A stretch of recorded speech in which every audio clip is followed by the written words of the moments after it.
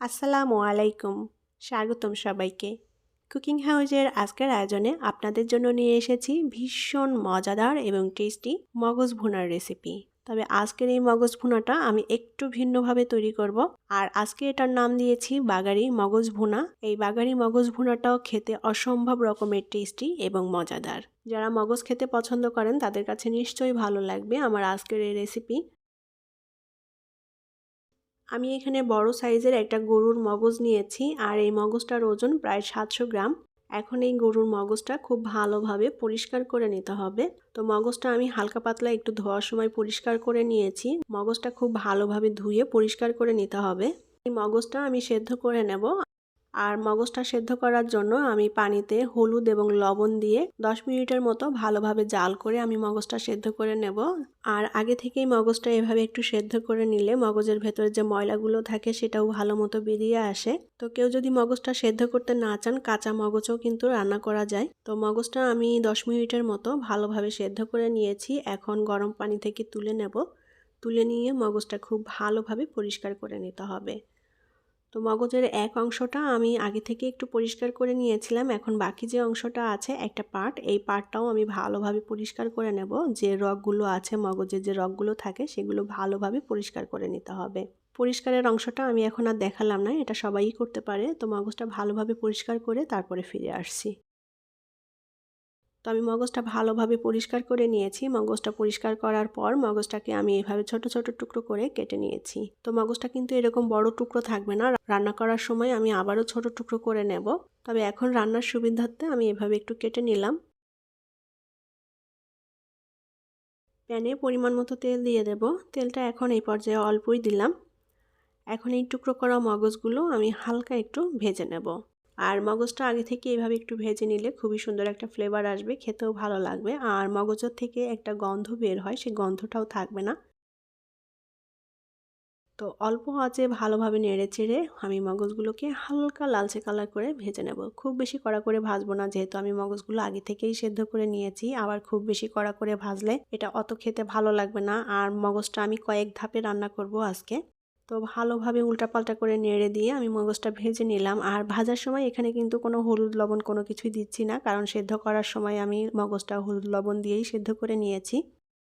এপিট ওপিট উল্টে দিয়ে আমি মগজটা হালকা লালচে কালার করে ভেজে নিয়েছি। এখন এটা তুলে নেব প্যান থেকে। প্যানে আবারও পরিমাণ মতো তেল দিয়ে দেব। আর এই মগজটা সরিষার তেল দিয়েও কিন্তু রান্না করা যাবে। এখন এর মধ্যে দিয়ে দেব হাফ চা চামচ পরিমাণ আস্ত জিরা, 2টা তেজপাতা, 2 টুকরো দারুচিনি, 4টা এলাচ এবং 4টা লবঙ্গ। এই গোটা গরম মশলাটা একটু ফোড়ন তুলে নিতে হবে, মশলাতে খুব সুন্দর একটা ফ্লেভার আসবে। এখন এর মধ্যে দিয়ে দেব পেঁয়াজ কুচি। আমি এখানে প্রায় 2 কাপের মতো পেঁয়াজ কুচি নিয়েছি। পেঁয়াজ কুচিটা এখানে একটু বেশি লাগবে। এখন এই পেঁয়াজটাকে আমি ভালোভাবে নেড়ে চেড়ে লাল করে ভেজে নেব। তবে পেঁয়াজটা একেবারে বেরেস্তা করব না। পেঁয়াজটা আমি এরকম লাল করে ভেজে নিয়েছি। এখন এর মধ্যে কিছুটা পানি দিয়ে দেব যাতে পুড়ে না যায় পেঁয়াজটা। এবার দিয়ে দেব 1 চা চামচ পরিমাণ রসুন বাটা, 1.5 চা চামচ পরিমাণ আদা বাটা। রসুন এবং আদা বাটা দিয়ে ভালোভাবে নেড়েচেড়ে আবার একটু কষিয়ে নেব যাতে এগুলোর কাঁচা গন্ধ চলে যায়।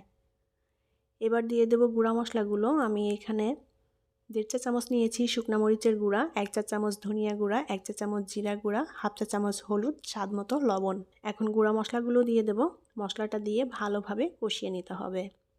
অল্প আঁচে কষিয়ে নিতে হবে যেন মশলাটা পুড়ে না যায়।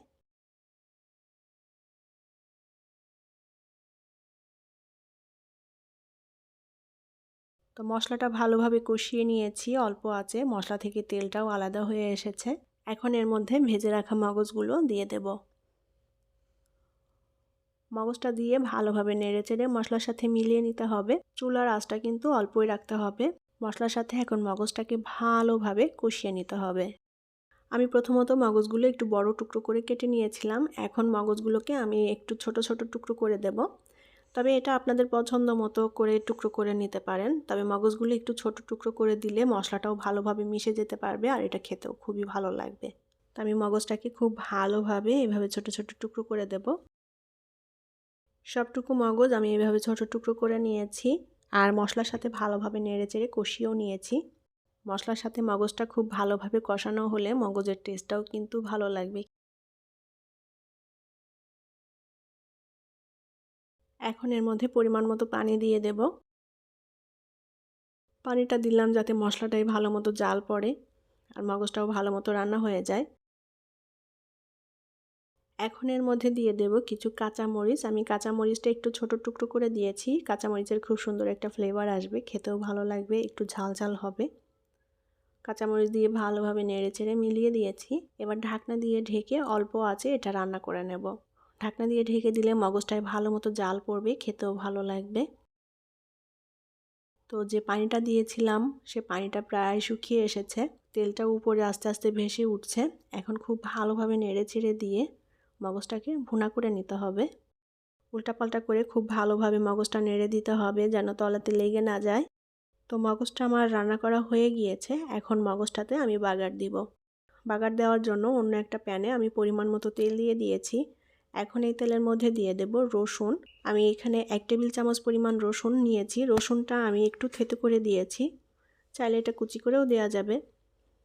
এখন এই রসুনটা আমি হালকা লালচে কালার করে ভেজে নেব। রসুনটা আমি হালকা লালচে কালার করে ভেজে নিয়ে এখন এর মধ্যে দিয়ে দেব পেঁয়াজ কুচি। হাফ কাপের মতো পেঁয়াজ কুচি নিয়েছি। এখন এই পেঁয়াজ কুচিটাও আমি একটু ভেজে নেব। তবে এই পেঁয়াজটা আমি খুব বেশি ভাজবো না, পেঁয়াজটা হালকা করে ভেজে নেব। পেঁয়াজটা একটু ক্রাঞ্চি থাকবে, কচকচে।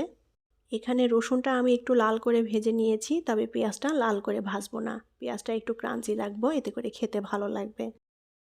আর এখানে পেঁয়াজ এবং রসুনের সাথে আমি জিরা, তেজপাতা, গরম মশলা কোনো কিছুই দিচ্ছি না। যেহেতু এগুলো আমি আগেই দিয়েছি প্রথম ধাপে রান্না করার সময়, তাই এখন এগুলো আর দেওয়ার দরকার নেই।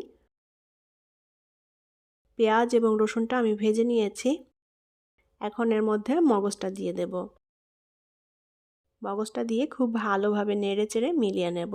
আর মগজটা এভাবে বাগার দিয়ে রান্না করলে এটা কিন্তু অনেক বেশি টেস্টি এবং মজার হয় খেতে। এখনও যারা এভাবে রেসিপিটি ট্রাই করে দেখেননি তারা বাড়িতে অবশ্যই একবার ট্রাই করে দেখবেন, খুবই ভালো লাগবে। সবসময় তো একই রকম করে সেই মগজ ভুনা খাওয়া হয়, তবে এভাবে যদি বাগার দিয়ে মগজ ভুনাটা করেন এটার স্বাদ কিন্তু একটু ভিন্ন আসে, খেতেও ভালো লাগে। পেঁয়াজ রসুনের সাথে মগজটা খুব ভালোভাবে নেড়েচেড়ে মিলিয়ে নিতে হবে। আর এই রান্নাটা গরুর মগজ ছাড়াও খাসির মগজ দিয়ে একইভাবে তৈরি করে নেওয়া যাবে।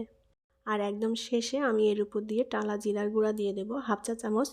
টালা জিরার গুঁড়া দিলে খুবই সুন্দর একটা ফ্লেভার আসবে। জিরার গুঁড়া দিয়ে খুব ভালোভাবে নেড়েচেড়ে দেব। আবারও ঢাকনা দিয়ে ঢেকে আমি অল্প আঁচে চুলার উপর 2-3 মিনিট বসিয়ে রাখবো মগজটা। তো 3 মিনিট পর ঢাকনাটা তুলে নিলাম আর আমার বাগারি মগজ ভুনা রান্না করা হয়ে গিয়েছে। এখন এটা চুলা থেকে নামিয়ে গরম গরম পরিবেশন করব।